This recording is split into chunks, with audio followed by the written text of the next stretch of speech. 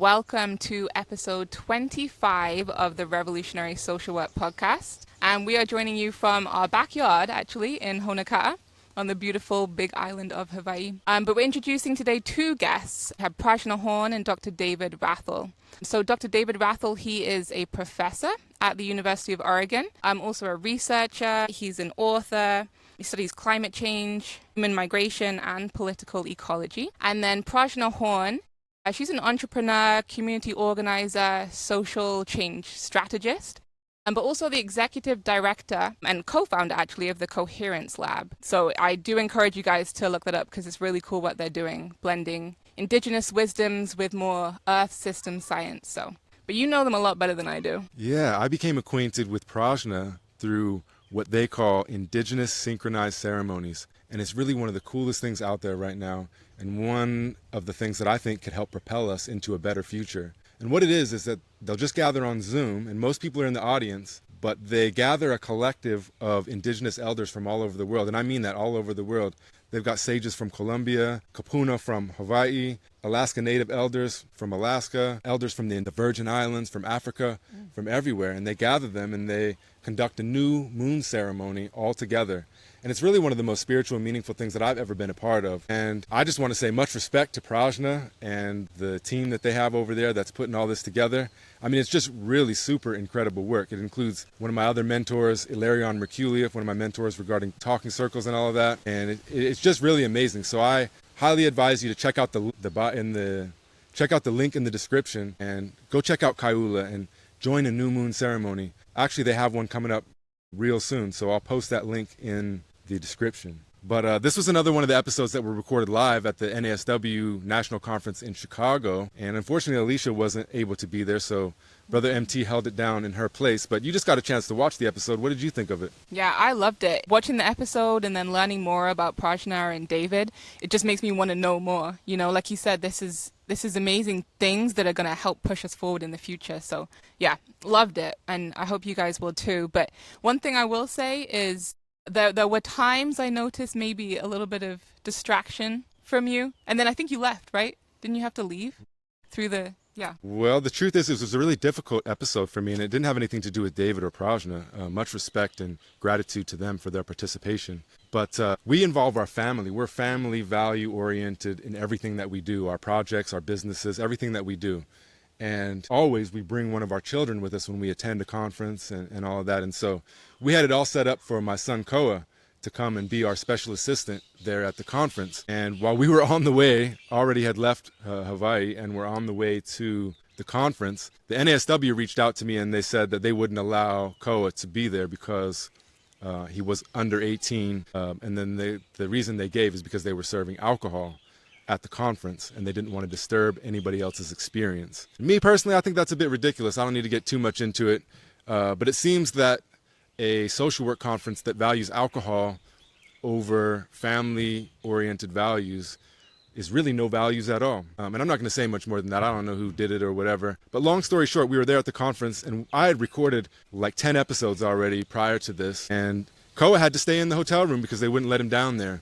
And so it was a big conflict for me. And the more time that I spent away from him, the more that he occupied my mind. And I didn't feel good or comfortable about him being up in the hotel room alone for such long periods of time. And so in this episode, you can see me distracted and I'm just worried about Koa. And then about, I don't know, halfway through or 3/4 of the way through, I just said to myself, you know, as much as I want to be here with David and Prajna and MT and finish this episode, I have to stick to my values and I needed to go check on my son and spend some time with him. And so I went and got him and we went and got some ice cream and went over to, I don't know what it was, some illusion museum or something like that. And it was all right. Oh, that was nice. Yeah, but it was just important for me to go and take care of my son and all that. So big apologies and much respect and gratitude to David and Prajna for their participation and taking the time out of their busy schedules and to bless us with their wisdom and experience. And I just wanted to mention one other thing is that I have a lot of respect for people like Prajna and David, and in particular with David, who is he's a scientist. He's a professor, a scientist, and you're not really allowed to be certain ways oftentimes in the academy, especially in scientific circles. And David's different. He's a different breed.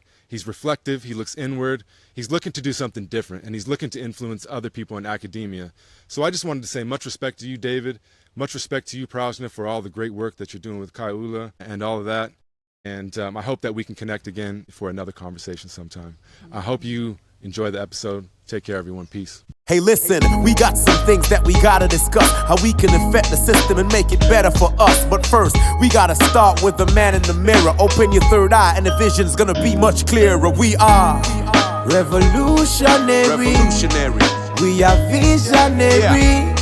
And we stand resolute on those who pollute the minds of many.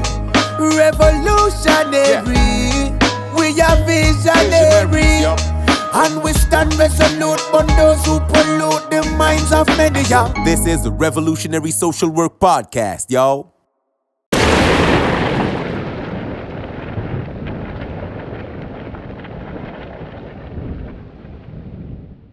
All right. Welcome to another episode of the Revolutionary Social Work Podcast. We're still here live in Chicago.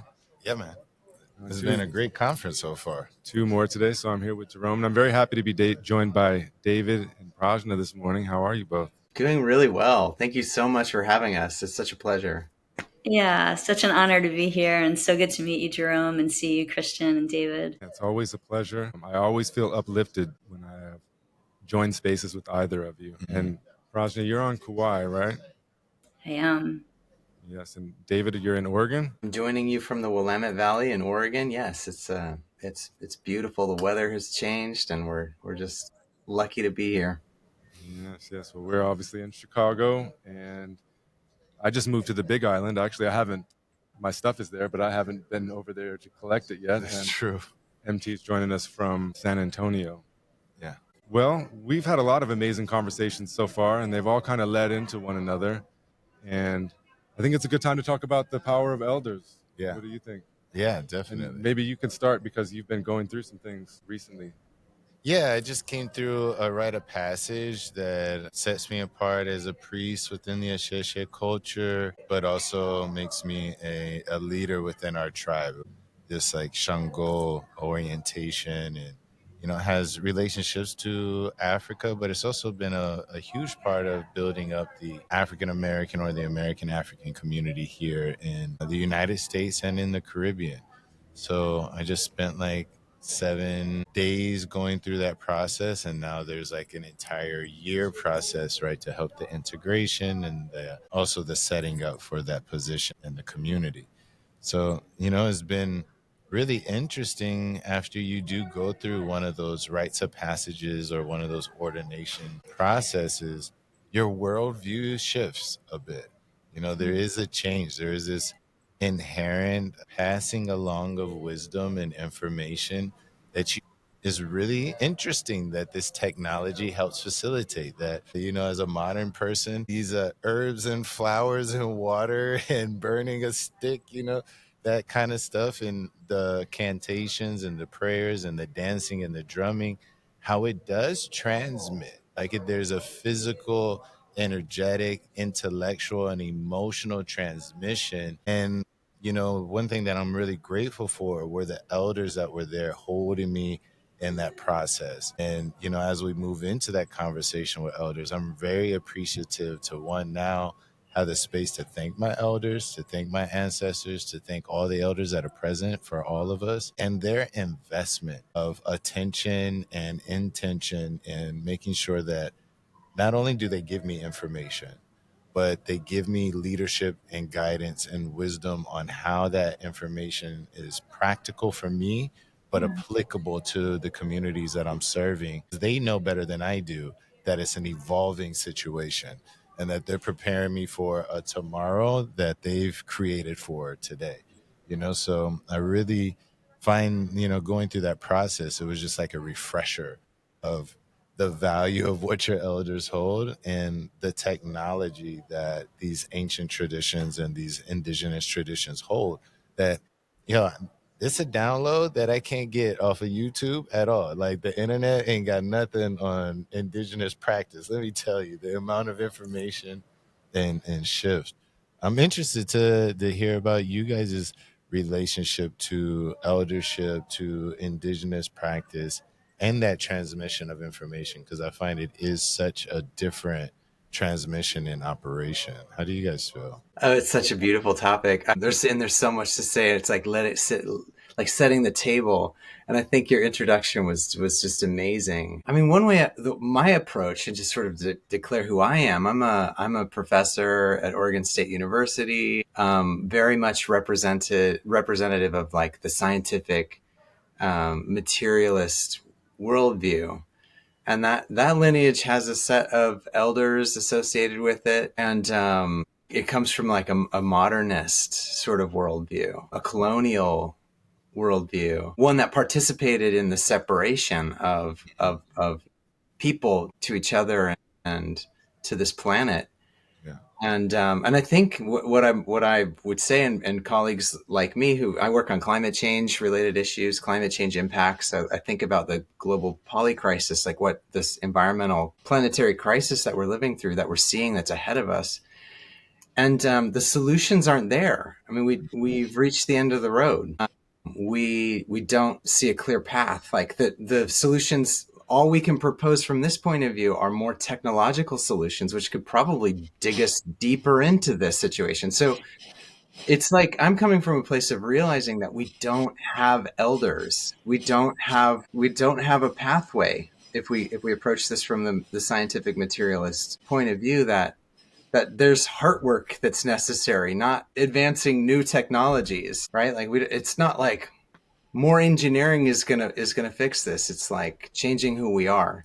And so if we look around, where does this heart work? Where was it done? Where has it happened? It's in our indigenous brothers and sisters. It's in wisdom traditions. And I think to my own ancestors, I at one point my lineage was an indigenous lineage, and I feel cut off from that. Yeah. And I feel like an orphan, and that and to reconnect to it, I need help. And so I don't know, that's just declaring my perspective on elders, and there's so much more to say, and maybe Prajna has a lot to say on this as well. So I'm curious to hear what she has to say. And also, just to add, is talk about technology. You're using technology to, synchronize things. This is such a beautiful conversation. I'm just bowing to you, Jerome, for the initiation you begun and have this journey and this path that you're walking. Like I feel it even through this tech, like this portal. I feel your presence, and I love what you're sharing, David. I feel so blessed in my life to be surrounded by our elders here on Kauai and around the world.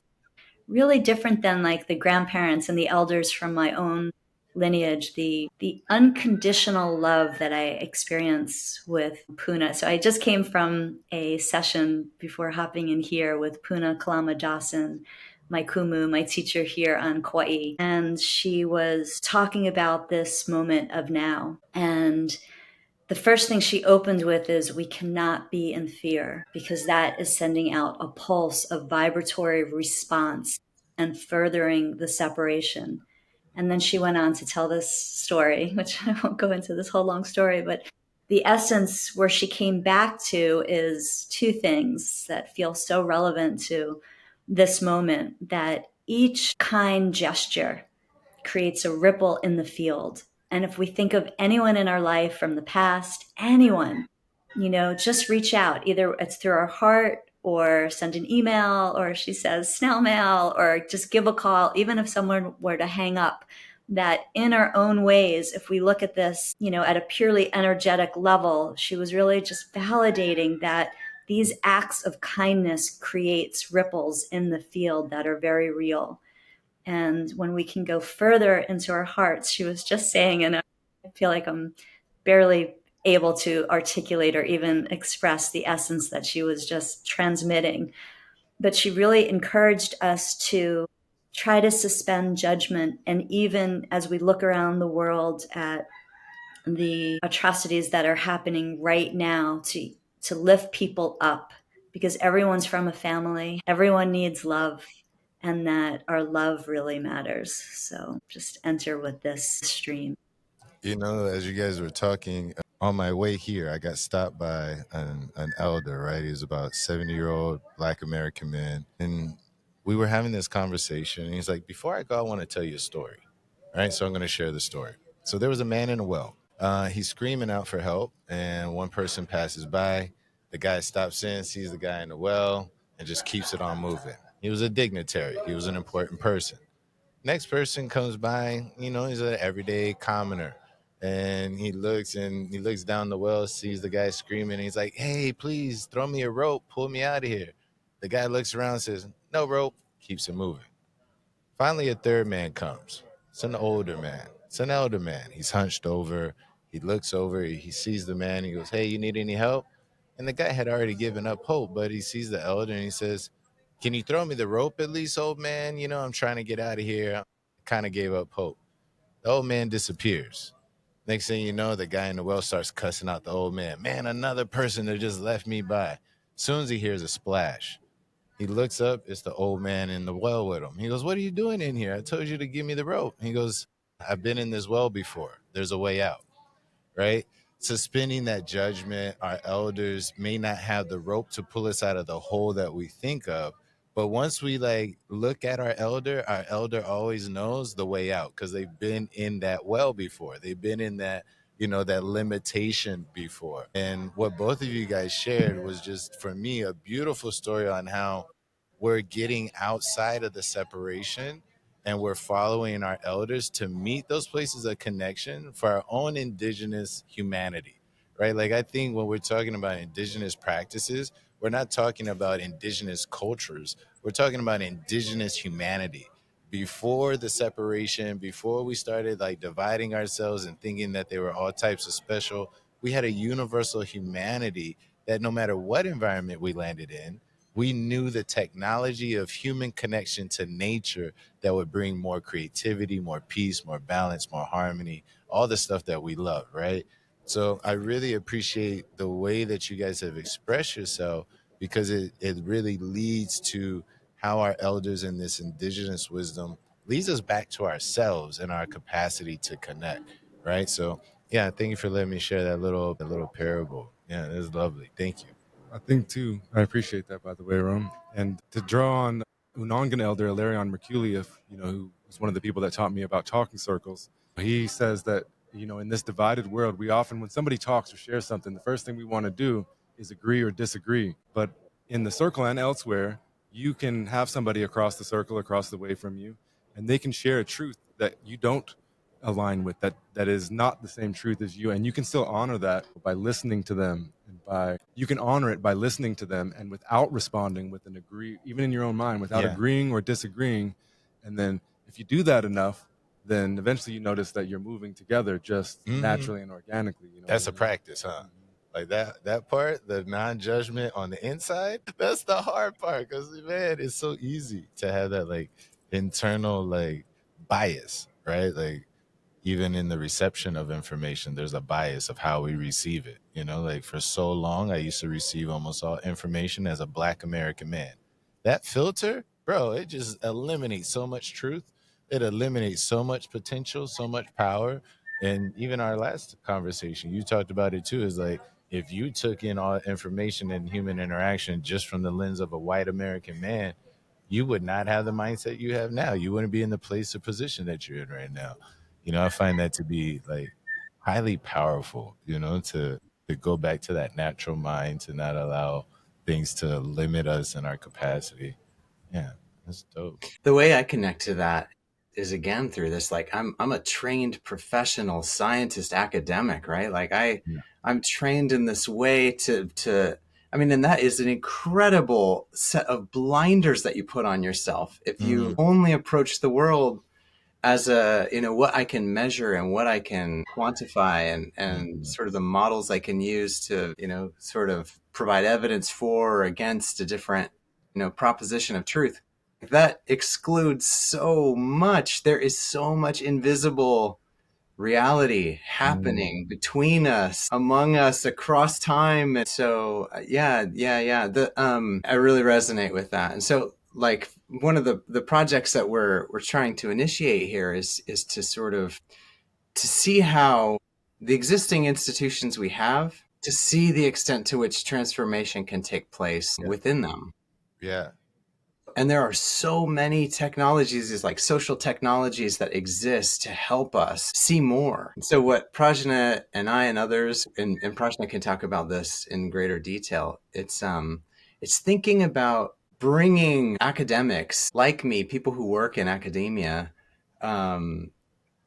in with different technologies that are ancestral, that the elders have been perfecting and using to facilitate connection to self, community, to nature, and seeing if we can initiate a change within ourselves first, and then bring these into the institutions where we sit and where we operate, and see if those changes can move further.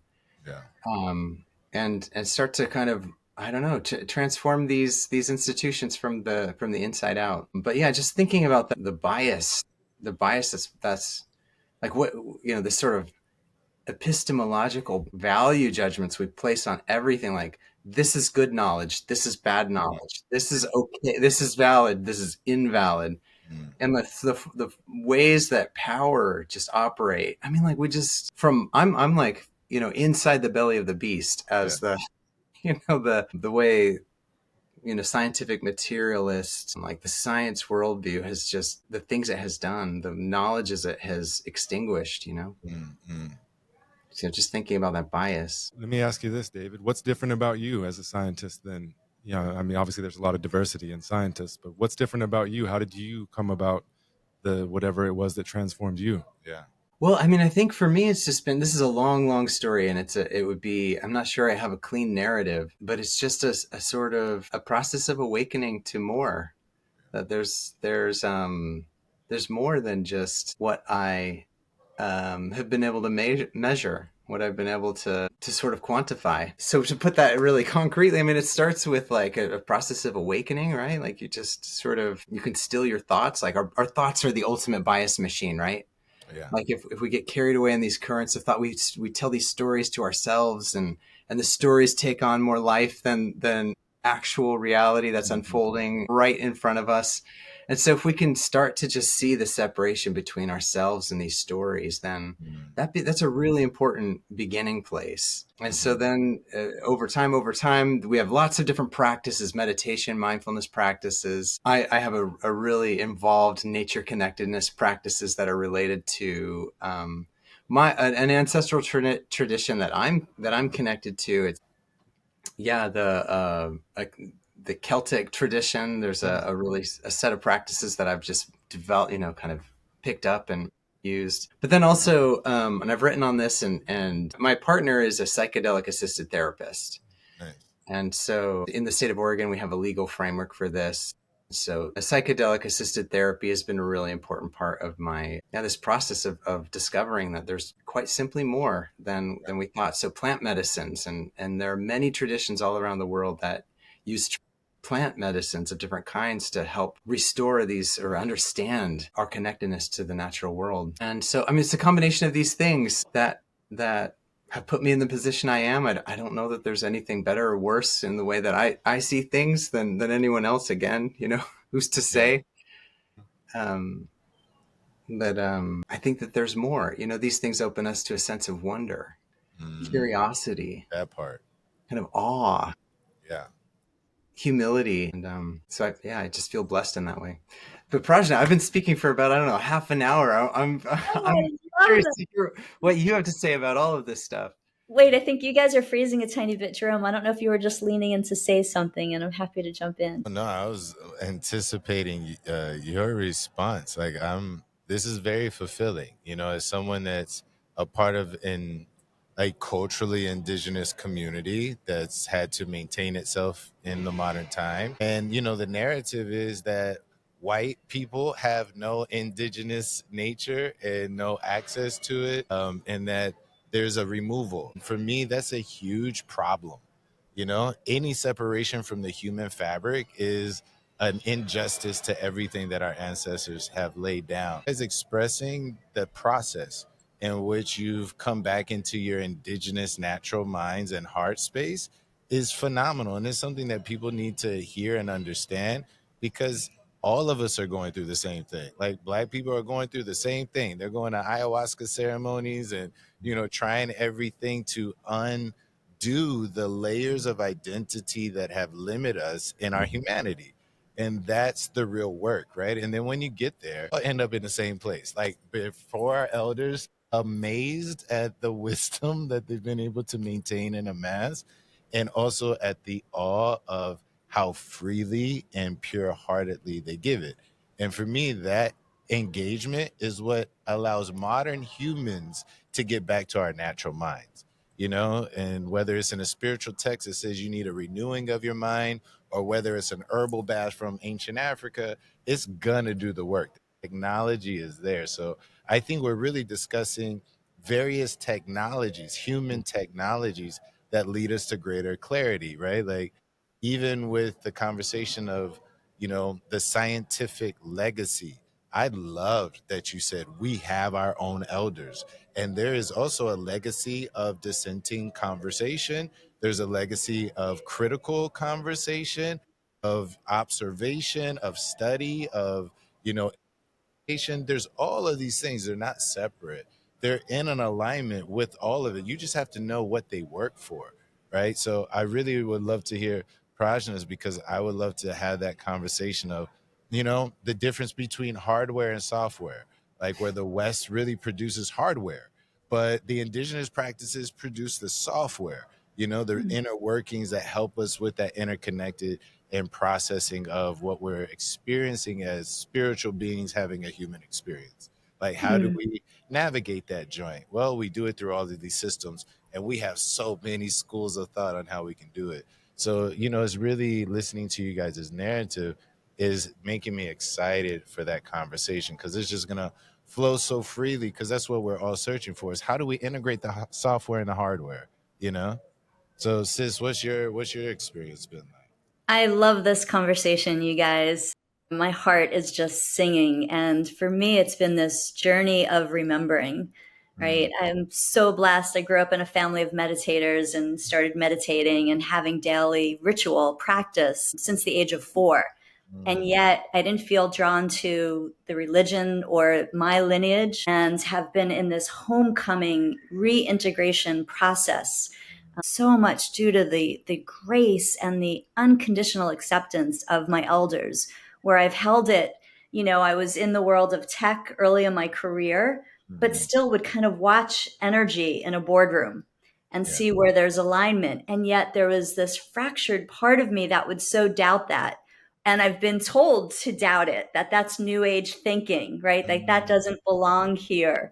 And so it's been this whole journey of kind of remembering, or even, I don't think validating is the right word, but, and maybe you've had this experience working with your elders, it's taking me so long to understand these stories that are told. They are literal, right? They're not metaphorical. And sometimes they sound so incredible, but to understand the literal nature has been allowing a different rooting in my system to come forward. I have had the experience again and again that when we come together in this space of coherence, that we're accessing wisdom that's beyond cognitive thought. And I experience it with myself in communion with nature or with beloveds, and to see folks that would normally not be in a room together kind of go through this experience, I feel like we're tapping into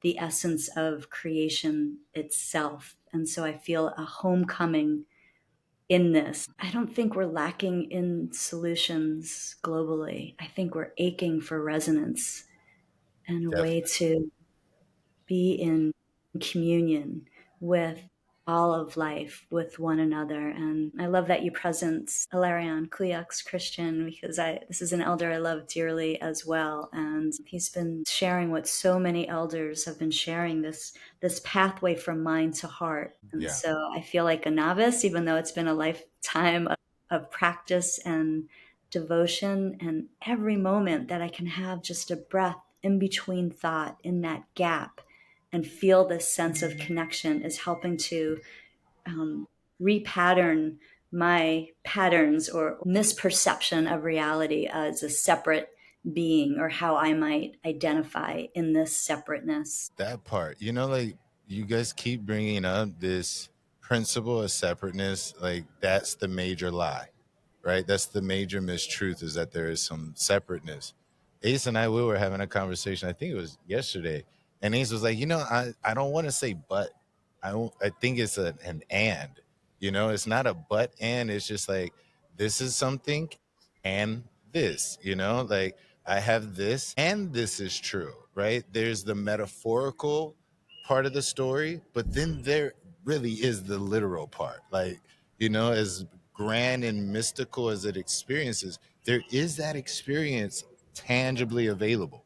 Like I think that psychedelics help with that. Like this mystical experience can be tangible, and it helps broaden our acceptance of that. But I love that principle of like, yes, there's this very practical thing. There's also this mystical thing. There's a relational thing. I can be a student and a teacher. I can be an elder and a babe. I can, have a Western framework, but also plug it into this indigenous technology. I think that inclusionary vocabulary, not even vocabulary, but perception and perspective that it allows you to have, I think that's really powerful. And I love that you guys are constantly reiterating that. It's like, I have this and, or I felt this and I started this way. And, I think that's really important, is that and conversation that we generate within ourselves, because we're living through an infinite, unlimited potential that we call the human being, and you guys are articulating so beautifully the acceptance of the acceptance of the inclusionary aspect that we all have to take part in, no matter, like I think of indigenous peoples when they come to our modern societies, their natural inclination for an and processing helps them integrate, helps them improve and change our systems. It's what helped create our, civil rights movement here in the United States, was that somebody had an and mentality instead of a but or an or mentality. So yeah. How did you guys like embrace that for yourself? Like you guys talked about coming from different spaces and then having to embrace an additional intelligence and additional processing. That was a masterful setup for a really, really good question. And so we're kind of like dipping our toes in here, kind of starting and maybe deepening the conversation. So I was a lead author for this UN climate assessment. It was the Intergovernmental Panel on Climate Change. They do these UN climate assessments every several years. And so I was the lead author on the most recent one, on the chapter called Poverty, Livelihoods, and Sustainable Development.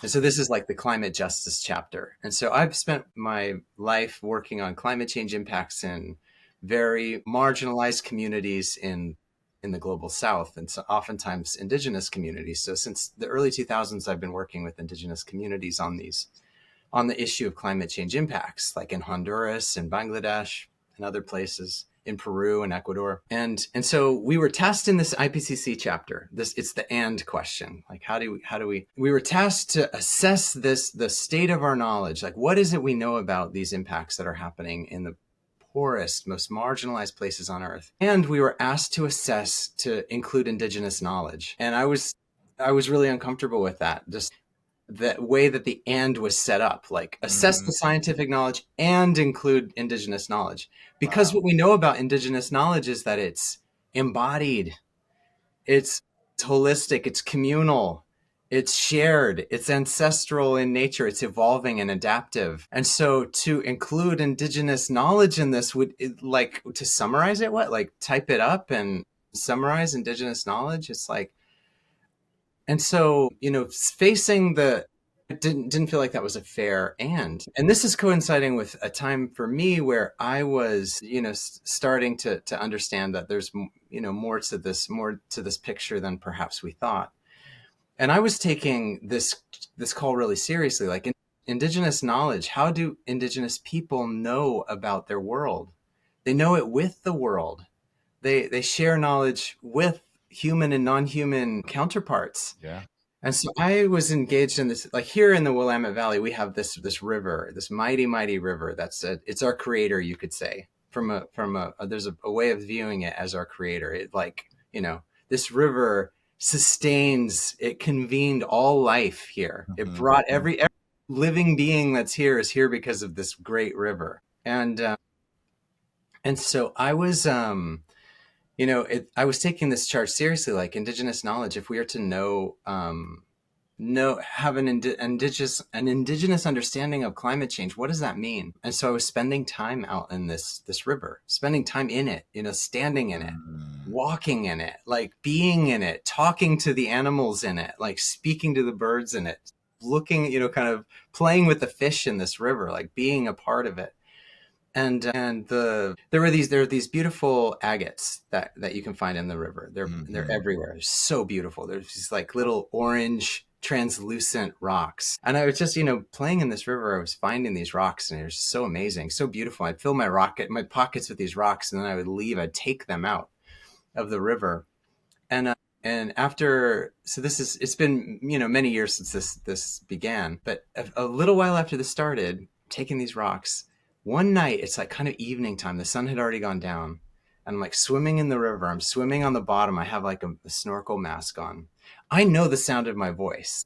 I know the sound of my voice, or the sound of my mind. I know what my mind feels like from the inside. I meditate, right? And so I'm like kind of swimming through the river, and suddenly it's like a presence or a voice comes into my mind, and it just says really gently to me, "You take too many rocks." And it wasn't my mind. And I kind of like pop up out of the river, and I'm like, whoa, what was that? And I came to understand that was the voice of the river speaking. That was this creator that convened us here, that brought us here, that has so much to teach. And so the long story short is, like, through the years since, it's taught me a lot, this voice. And I'm interested in bringing this voice into the conversation about how we live and how we plan our future. And so I've gone on too long, but that's a story for me about this and question, like, so we don't have to set aside the science of climate change and climate change impacts, but what is indigenous knowledge? What does it mean if we really bring that in? What does it mean when we bring that into our lives, like when we know what the ancestors knew? We need to look to the elders for that. I've been trying to explain this to Jerome, maybe to varying degrees of success, but do you mind talking about the synchronized ceremonies? Yeah, sure. I love your story, David, and I'm so resonant with this. I feel like this time, right, we have this exquisite opportunity. So many of the questions that we sit within Coherence Lab is like, how do we make these invisible realms visible? And how do we help attuning to them as just like our most normal way of being? Because in fact, it is, right? It's just something that we've forgotten. So we've had the opportunity through our team here, our organization, to convene elders from around the world. And in 2017, with Ilarion and other elders, including our dear brothers from Colombia, Mama Lorenzo and Pachacanchai, they came, and the intention in 2017 was to really just share a message for humanity of the state of the world. And we reconvened many of these elders in 2023. And in 2017, this was pre-COVID, many of the wildfires in Australia, California. And they said, you know, not out of fear, but they really were sharing that we're in this time of prophecy. All elders that were gathered, there was no arguing, there was no debating, like all of their prophecies expressed differently, all point to the same thing, this moment on earth that we're all in, collectively creating and stewarding. The need to live love and what that looks like, and that the earth will become unrecognizable, which it really did so quickly. And they came back in 2023. And at the end of 2022, in Colombia, the elders got together, and more than 115 tribes got together, which this hasn't happened in decades. And many elders, it took days to travel through the jungle by canoe and just they convened a council of sages, and they came forward with a request when they came back to Kauai. And the request is actually to the world to synchronize indigenous ceremony around the world for the purpose of creating a consistent pulse, a frequency so strong to help generate more love, to work at the quantum level of reality, understanding the basic premise that form follows frequency, that the energy that we create with determines that which is created. And so this sincere invitation or call out to humanity to synchronize ceremony began. And our response here on Kauai, through the guidance of Auntie Puna and other elders, has been to hold new moon ceremonies every month, where elders come together to share their mana'o, their wisdom, and speak into the field. And so it's just been this beautiful portal of sharing. And we never know what elders will have connectivity that day. Many travel far to even get to be online. Others are tuning in through the field. And then it's just a space that's open to the world for people to be in a talking circle where our elders simply share from this field, from this intention. Just from my perspective, it's a beautiful experience to be a part of. What kind of feedback and whatnot have you gotten from the participants? Yeah, I'll share both. We kind of thought we anticipated feedback from participants. What I didn't anticipate, I think Mama Lorenzo and Puna really anticipated this, was elders saying, some being a little separated from their practice, their culture's fading, their next, their kin not wanting to take up the rituals and the ongoing practice, the importance of being in continuity of practice. Yeah. So it's been amazing. I was just contacted by a chief, I won't say, who has been sharing their feeling of kind of isolation and always being the one that everyone's turning to be in a circle of other elders and wisdom keepers. There's a longing for this. And for participants, we get these love letters from all over the world of people feeling isolated, cut off from their culture, not knowing how to reconnect, and to just feel this unconditional space of acceptance, of love, of simplicity, and a place to belong. I feel like people are really revealing, and I know I can feel it within myself, like this longing to belong. Where do we belong when we're cut off from our culture? And so it's been a beautiful reflection to see what this experience is echoing out through the field in different people's expressions. I really love that reflection on what it's providing for the elders. While we've been here at the conference, one of the things that we've been hearing is how needed the additional support for the people that are working in the community is needed, right?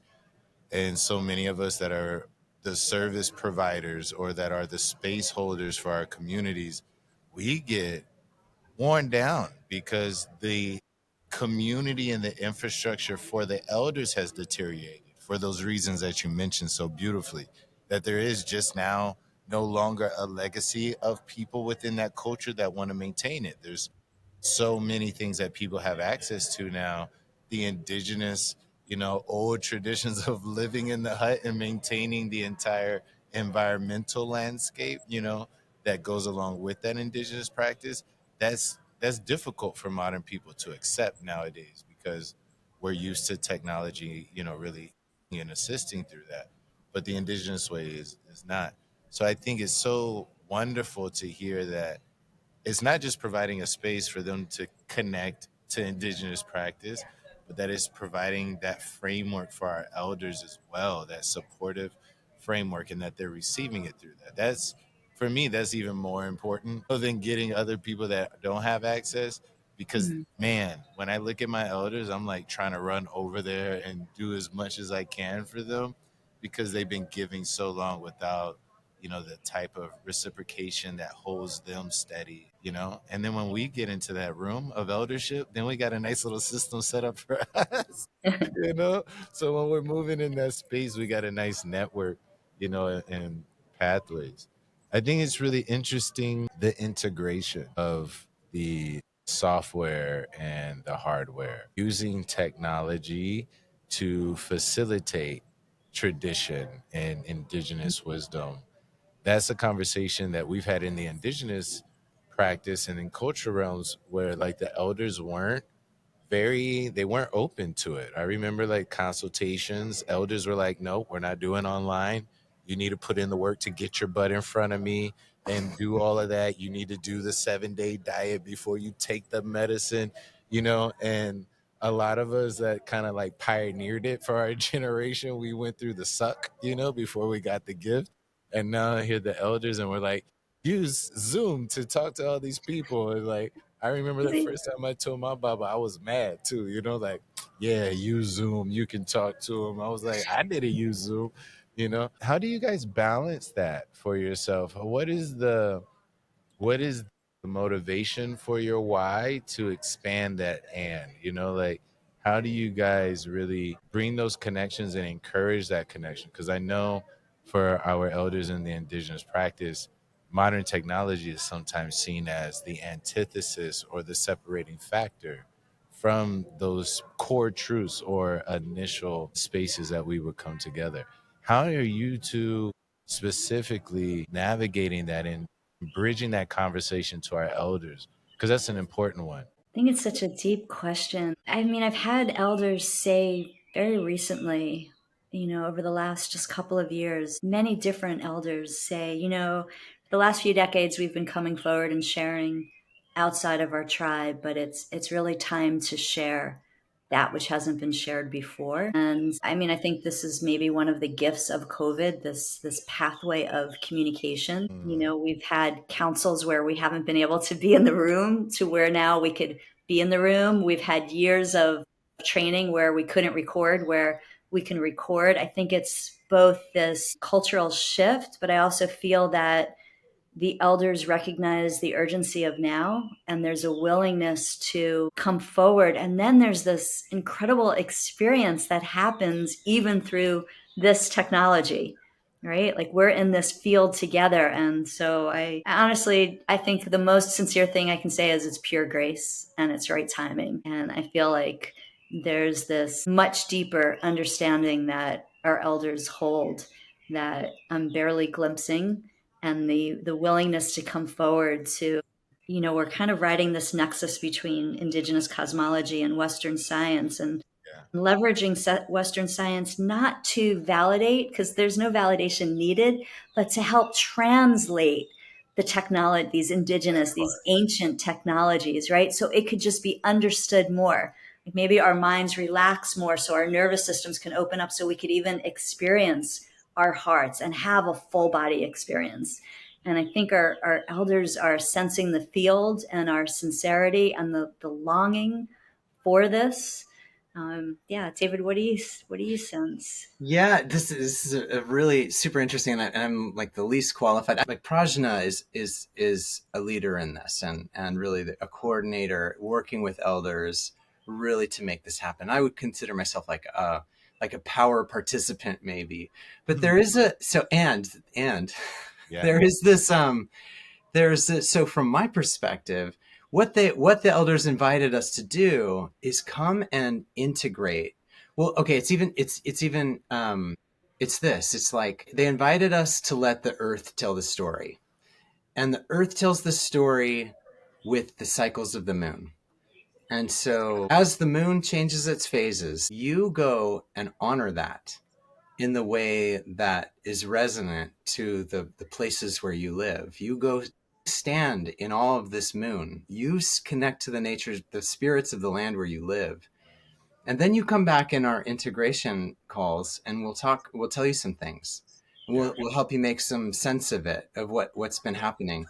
And so for me, the synchronized ceremonies, what it has meant is really resonates very strongly with me and my approach, I guess my practice. But like for me, half of it is out under the moon in the forest, engaged in different sort of attention practices. And then we all come back and we talk about it, what it means the next day. And so now, I mean, in my life, I know exactly where the moon is. I know what the moon's doing. I know where it is right now. I could point to, it's over here. It's going to come up later late tonight. We're getting towards the new moon at the end of this week. And it's because the elders are saying, let nature tell the story. And this is what the elders are saying everywhere.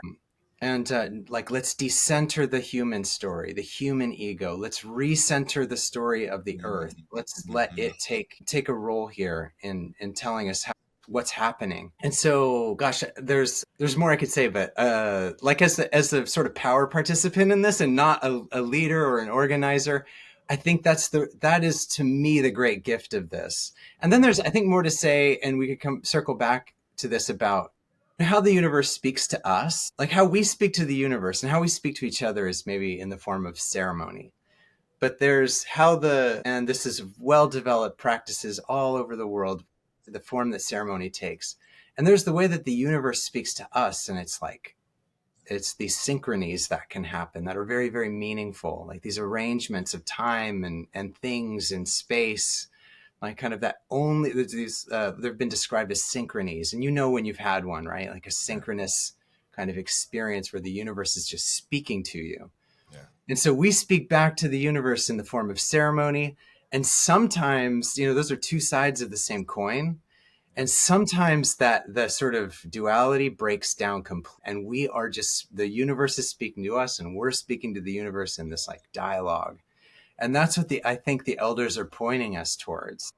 And this is what I think when the synchronized ceremony is working at its best, that's what's really happening. So I don't know, probably a lot more to say on that. But I love that. I'll just share one little thing, because Mama Lorenzo said not that long ago, he said, 608 years ago, we were in perfect communion with all plants and all animals.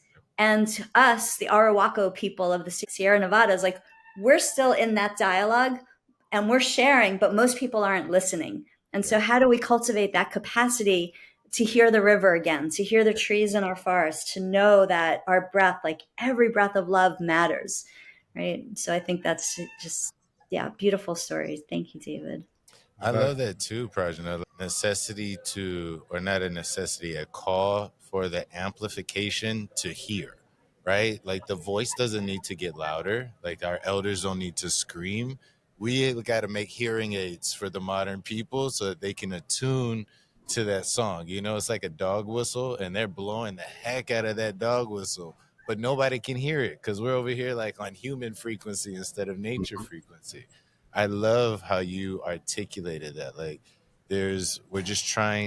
we've had the dialogue. There's just now people are starting to listen to it, and then they're starting to say, hey, have you heard this story yet? Have you heard this song? It's like sharing a song back in the 80s and 90s. You kind of got to take a CD, a disc, give them a little bit of individual technology to get them to like your band, right? So I really appreciated how you articulated that. I think that's a beautiful way for us to see it and to experience it. Like, yeah, we don't need to amplify what they're saying, but we do need more ears. We do need more ears and a clarity of our listening. Like that's really, really beautiful. Thank you for sharing it that way. And the good news is, for everyone that's listening, like, this is our most innate expression of ourself. Like, we do this naturally. This is hardwired. We cannot screw this up. We just sit outside and listen and tune in and do that again and again and again. And so however we want to ritualize it, it doesn't matter, if we have a specific lineage that we're following. Like, I just want to affirm that this is so innate in all of us. It's just a matter of, as Puna would always say, we just got to show up. Yeah. So showing up in the silence. To me, what I hear is reconnection.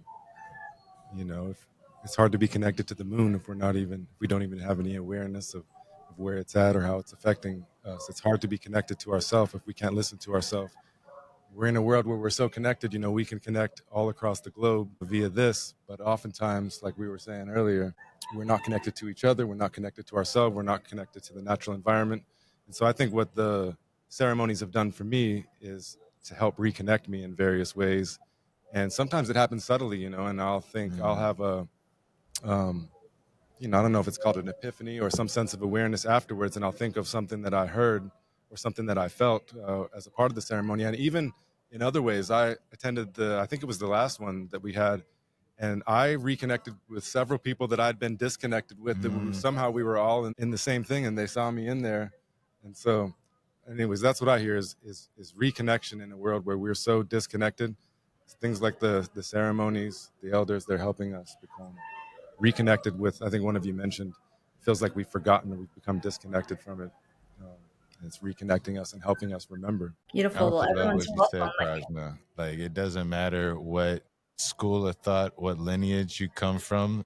The important thing is getting to the space of attunement, to that place of harmony, to identify how does it formulate for you. Like you said, frequency creates form, and it's like, if it's working for you, like if this breathwork system is getting you to that space, then that's the one that needs to be a part of your practice. And when you go and sit before the Buddhist monk, do that one breath work. You don't have to start a new system. Or if this kind of spiritual path works for you, it's human wisdom, not African wisdom, not Polynesian, not the Celtic, and not this time. It's not based off of time and place.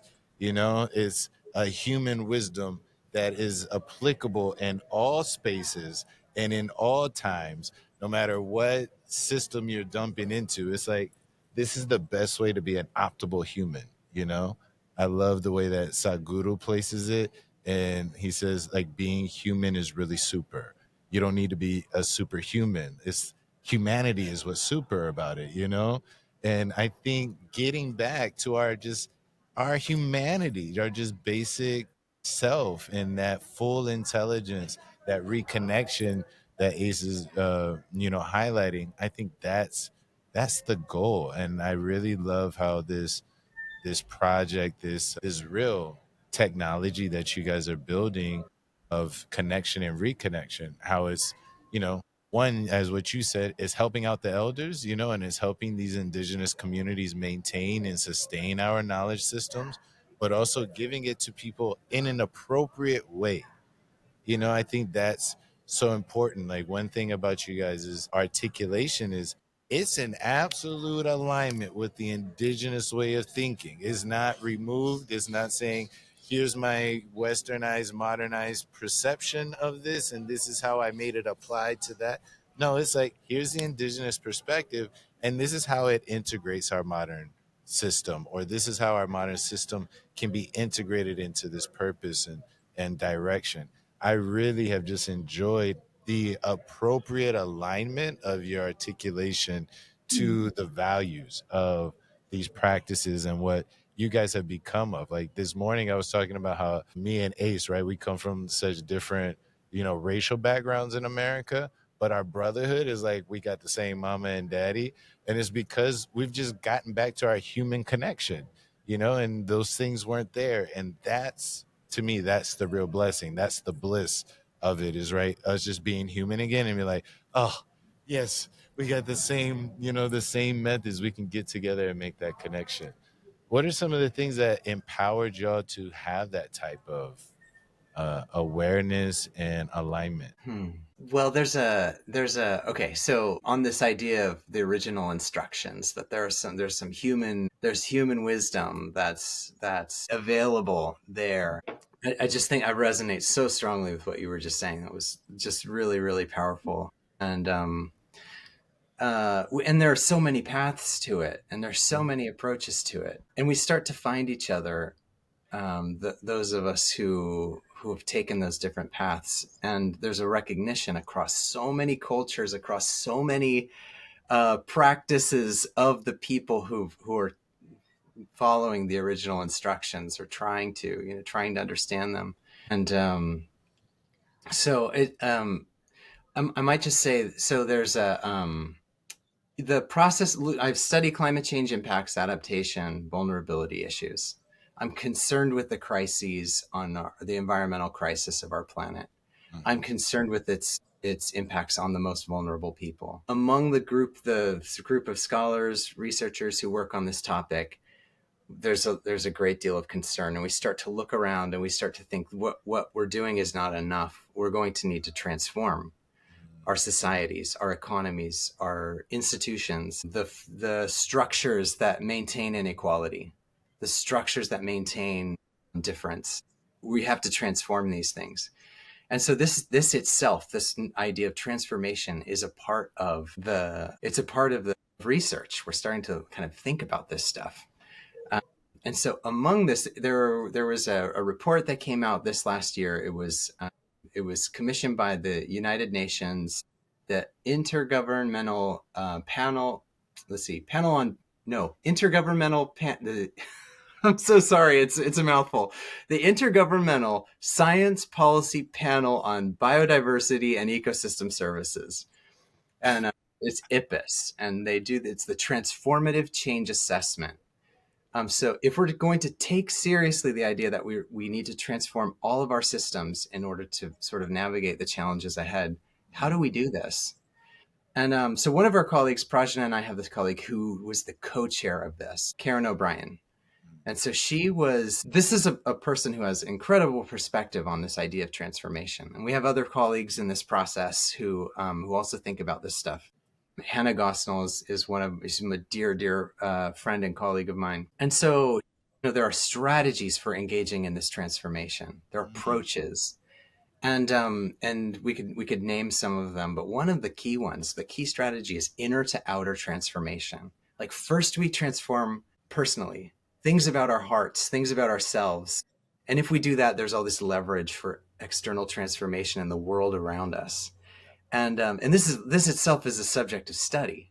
Yeah. What can we do to transform? And it turns out there's a whole bunch of things. You just pick a few, and they'll resonate to you. And so I think part of what we've been talking about here is creating many paths or facilitating many paths, like identifying many social technologies, approaches for reconnecting that can enable the sorts of transformations that are needed. And so that's what I was called on to say when you were asking the question, but I don't remember the original question. That was pretty amazing. I think for Prajna, my spirit feels really led to ask about the grace that is a part of coming to a new system, coming to a new hand, right, or a new principle, and making that addition. You really have organized a space for people to come, but there is like this grace that the indigenous perspective and the modern perspective must take. You have to receive that grace for yourself before we're able to step into integration, before we're able to even accept, acceptance into that practice. Could you speak to some of the grace that you experienced? Because so far everything you said just oozes grace, and I love grace. Grace is like my baby. That's my love, right? So I love your grace. Can you just share some of that grace? Because Jesse has a question. How do you approach the resistance that can be there when bridging indigenous practices into modern settings? And what advice do you have for others to navigate that aspect? For me, when I read that question, I was like, oh, Prajna knows about grace. And this is a grace question. So can you help us, sis? Can you give us a little lesson on the grace you've experienced? Thank you. And thank you, Jesse, for your question. It's such a good question. It's so interesting because it's not scripted. I access through breath, through presence, and then align with an intelligence that's beyond. And the grace of our elders is the affirmation of yes, that's the way. Yes. It's not an intellectual, it's not disregarding the brilliance that David and our team and that you all have. It's not disregarding that at all. It's opening to a field of intelligence that animates and enlivens life itself. And from that space, I feel like miracles are the norm.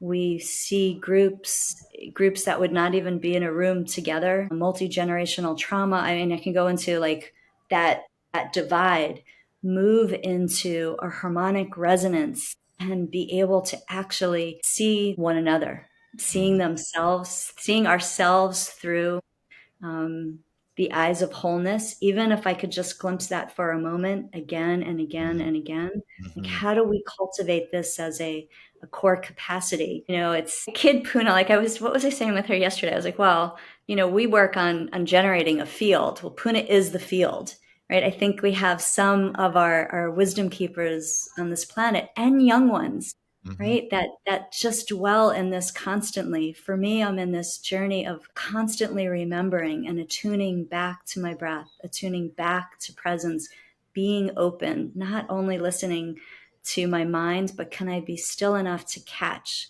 what arises in between thought? And I think that's where grace is. It's in every breath. It's in every heartbeat. It's in offering love out too. If I'm just loving the sun, like how often do we love on the sun, right? Or one another, and just this appreciation, right? For the rain, for the clouds, like this opens. My husband reminds me, I was having like such a hard day the other day, and he's like, can you just shift back into this space of unconditional gratitude? What does that open within us? So I don't feel like I'm an expert in grace. I think grace just is bestowed upon us through alignment, through presence. I can talk a little bit about Prajna's grace. She has a lot of grace. Come on, tell me, David. She's being very, very humble over there. Tell me about this grace. She is.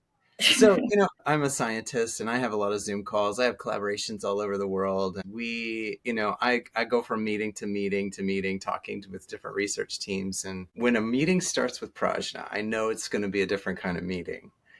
And I know it's going to start with some kind of attunement. I know we're going to stop and we're going to breathe and we're going to find some grounding, and we're going to try to tap into, just let go of whatever it was we were carrying when we came into this.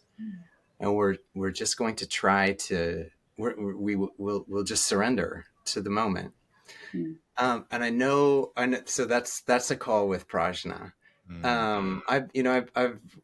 Prajna has had so much patience as we're trying to put some of these ideas into paper, and this in the form of like academic scholarly articles. Like we're writing this stuff up and trying to get it out, and it's hard. It's taken some time. And Prajna gave me this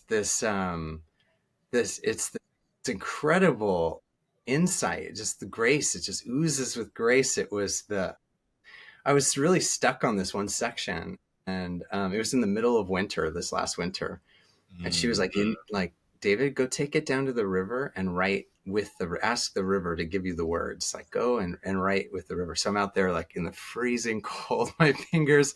But it was illuminating. It was beautiful. It was grace. And it was like the section we fixed it. And it was because of Prajna's just approach to everything. I love that, David, because grace is so often associated purely with the feminine and with a, delicacy, right? But in the way that you describe her grace, there is a significant amount of strength to hold space, right? Not just, sometimes it's to hold the space of time, right? To allow the patience for you to get to where you need to go, right?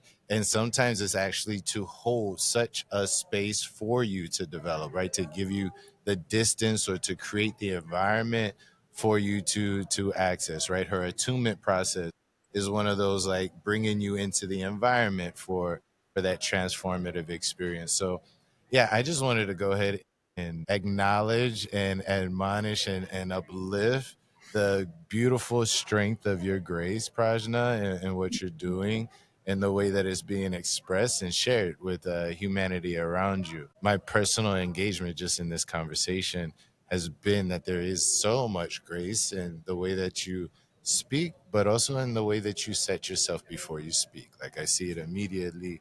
There's this spacing that you give yourself before you present yourself. And it's so beautiful. It's so graceful. It's, to me, one of the things that the feminine teaches the masculine so much. Like we know how to get out there and blow our horn, but that space to settle right before that is, that's the thing that changes a warrior into a king, is the amount of grace that he can give himself and others before action. And so thank you for just being a great example of that lesson for all of us in this conversation, and also putting that out through the technologies that you're building. It's so beautiful to be here, and I think it's the field we're creating together where grace can even enter, right? Like they feel so often the masculine is to create the safety for the feminine. And I don't mean man, woman, right? Like the masculine principle, the masculine energy to create that safety for the feminine expression to flow forth. And I just feel that safety and that welcomeness and your open sharing, Jerome. So thank you. It's really just an honor to be here and me to serve in any way. And yeah, it's such a moment on our planet right now. So I'm really glad to be here. Let me see if we have any more messages. We had some good ones.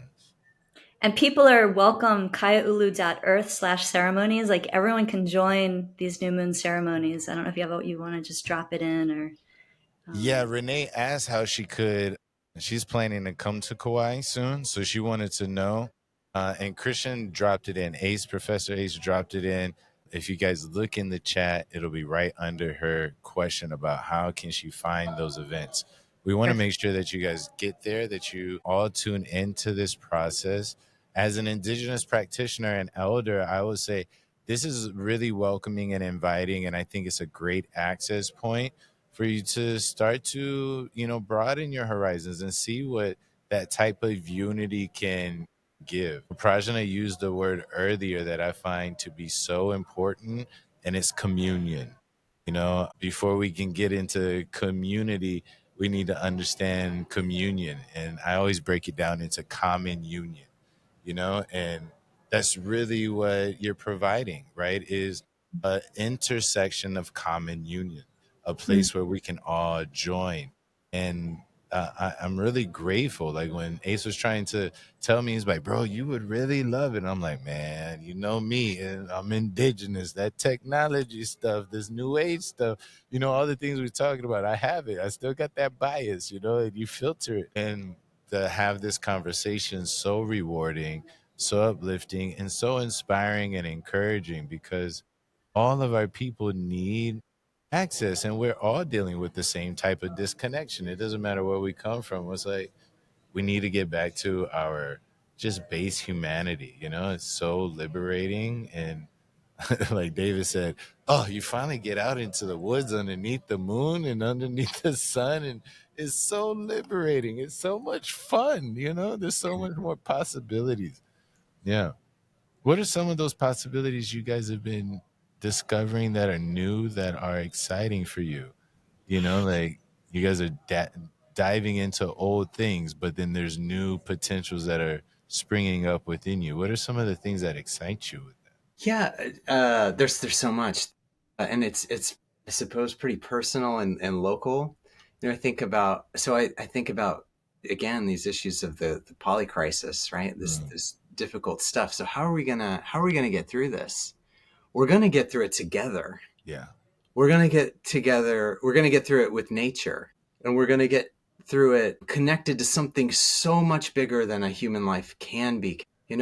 Bridge between the ancestors and the future generations. Like the way we're going to get through this is a long view, a really, really long view. That's so much bigger than just one generation can be. And so where I go is thinking about, what it means to start building these places, or return to building, to return to cultivating these. So the Willamette Valley, again, when we've talked about, this is the home of the Kalapuya people this was a sacred garden for the Kalapuya people for millennia. Yeah. They'd cultivated this place and maintained it as a sacred garden. And so I think about what it is to build this place as a sacred garden, return to what was, and like what it really means, like what that actually means. I won't see it in my lifetime. I won't see it. My children won't see it. My grandchildren won't see it. My great-grandchildren probably won't see it. But if we are tuned into this, we're connected to something much bigger. It's already a sacred garden, becoming more and more beautiful with every as we connect greater and greater to the sort of these possibilities. And so that really, like the idea of a sacred garden, I just love it. Earth is a sacred garden. I'm in love with that. Yeah. That's so beautiful, David. Well, at the risk of being very vulnerable and tender and just sharing, I'm excited about trusting what I'm sensing and having the experience of maybe simultaneous time, different timelines, anchoring. It's like the more present I become, the more I'm able to be accessing. And then to be able to verify that with elders is giving me, it's what's helping me stay calm in the midst of all of these crises that we're in. And it's a return to that deeper knowing and just letting go of my ego's fighting of the doubt that could arise and trusting more of what's being shown and feeling the beauty of that, and then feeling the echo from different timelines and the echo then, to witness elders saying the same thing in different ways is just settling something so deep in my nervous system. And for me, it's a constant dance. Like, it's so beautiful to be in relationship with another, because my husband navigates through a different level of faith. It's so unshakable and it's so beautiful to witness. And I feel different than he feels, like in just feeling the collective and the way it physically hits my system. And I think many might be very sensitive to it. And so just navigating that again and again. I don't know, perhaps I'm contradicting you in what I'm saying. It's the both ends, right? Yeah. It's really this both ends, but letting go of the doubt and being entrained to that which is being revealed is so extraordinary. And I feel so many fractals cohering now that are holding this shared consciousness, this deeper remembrance, and feel so excited for what we're weaving together. Because you're right, David, we all need each other. We all literally need each other, and we all share breath. COVID showed us how one breath circled the world so quickly. Come on, that part. Yeah, that's so lovely. How rewarding of a conversation. That is just amazing. I want to say it one more time before we go. The website is KAIAULU.earth. Okay, that will give you straight to all of these events that you guys can tap into. It's a really phenomenal thing. I'm going to see where Christian is. I think you had to run to the restroom because we've been up here all morning. I've really been blessed by the conversation. And, for the people that are not just interested in you guys' own personal journeys and the things that you're doing in those journeys, what is just like a message that you would have for all of us humans that are, navigating these hardware, software integration issues right now? What are some things, some encouraging words, some revolutionary words that you might leave with us to keep us sparked and motivated in that growth? I might say, so, I as a, professor, a scholar, an academic, I'm in the business of knowledge, knowing. And so this sort of, there are different ways of epistemology, we call it, ways of knowing that result in ways of being that extend from an idea of what this whole thing is, like a worldview of what's actually happening here. And we're in this sort of scientific, materialist, rational, mechanistic, atomistic, separated worldview that produces a certain way of knowing, a certain way of being. And what we need is something more relational, a relational understanding of what this is, what's happening. We're all the same. We're the same thing, and we're the same as the earth. And to kind of express this in ways of knowing, we might say that relational ways of knowing are inseparable from our bodies, from our communities, from the earth around us. And so they are essentially embodied. They're essentially, it's, with your body. When you know a thing, you know it with your body. And if you are in right alignment, then to know a thing is to love a thing. And so I would just leave it with that. Like, if there's one thing one final word here, put this on my tombstone. I won't have a tombstone. Yeah. I'm going to go with this, to really know a thing is to love a thing. And I think I'll just end there. Yeah, that's really beautiful. That's a good one.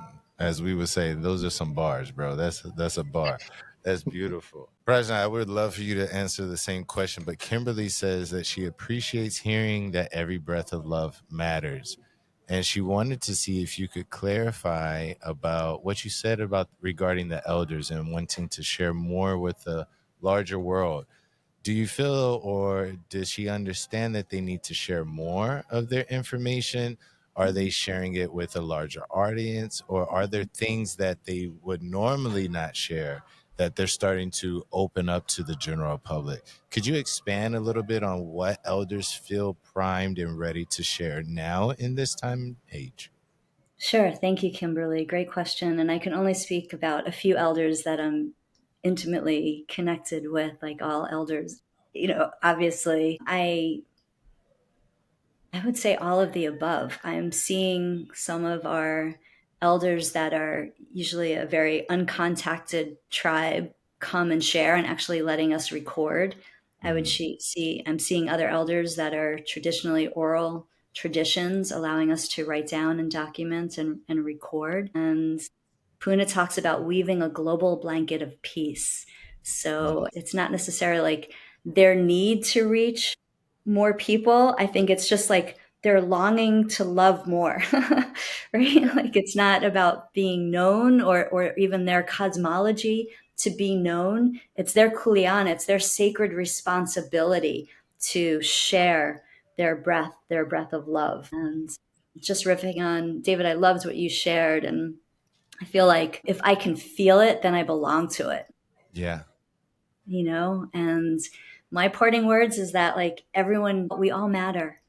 And every breath, every act of kindness, every kind thought, everything uttered with love, it is actually making a difference. And it might seem so hard to remember that in this roar of distraction, this constant barrage of other thought forms. But Puna was just talking about this morning, like it literally creates a vibratory signature, anything that we're uttering or thinking, and we're collectively weaving this field. And so I just thank you all for your presence and for like every loving thought, every loving gesture, really coming to appreciate how precious your love is. Thank you. Thank you so much. I know I think this is why Ace doesn't let me moderate, because I will talk to y'all about all day long. We went overtime, but here at the Revolutionary Social Work Podcast, I think this conversation was really, it was really inspiring for me,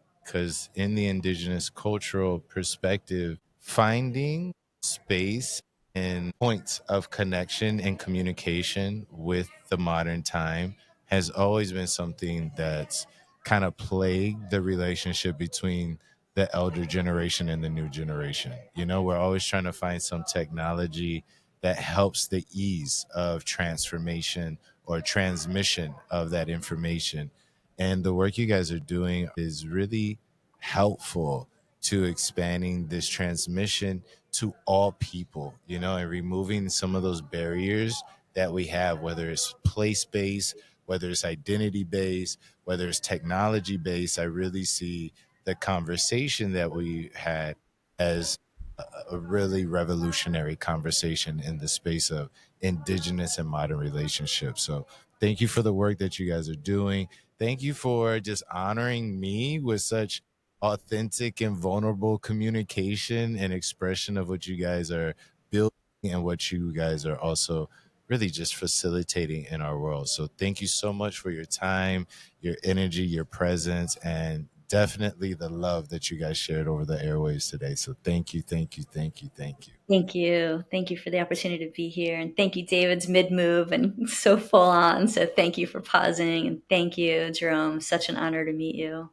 Thank you, Jerome. You're amazing. I want to be in touch with you. You've got your perspective, your questions, your comments. I mean, I just lots of respect, lots of honor to be in the room with you. Thank you. Thank you so much. All praise to my ancestors and elders and our great human history. Thank you guys for setting the space for me to engage in such an authentic way.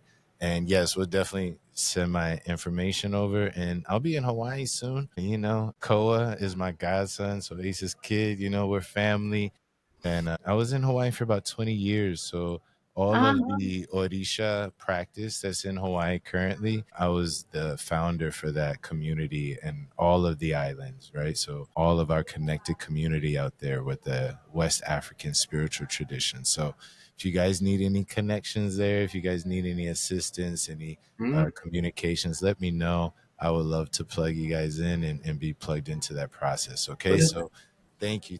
Gorgeous. Well, I look forward to seeing you here, hopefully, or New Moon. And yeah, echo David's gratitude and appreciation for your light and your wisdom. Yeah, thank you guys. After, we're going to make this connection afterwards, but one of the people on our science council is an Orisha. She's West African. She comes from the lineage. Her mother was a priestess, and her beautiful. And she's now like a Western, academic, and she's Kehinde Balogun is her name. Oh, and yeah, come on, yeah. Wow, she's named after the oracle. That's beautiful. Yeah, she's an incredible soul. So she's part of this council as well. So amazing. I can't wait. Well, it looks like we're gonna be working together. Yay! Okay. Your family. Yay. All right. Bye, guys. Thank you. Thank you. You've been listening to the Revolutionary Social Work Podcast, and we just want to say thank you for your continued support. You can catch us on YouTube, Apple Music, and Spotify. Remember to like and subscribe, and don't forget to share our content with the world. But most of all, never forget to keep being revolutionary. Peace.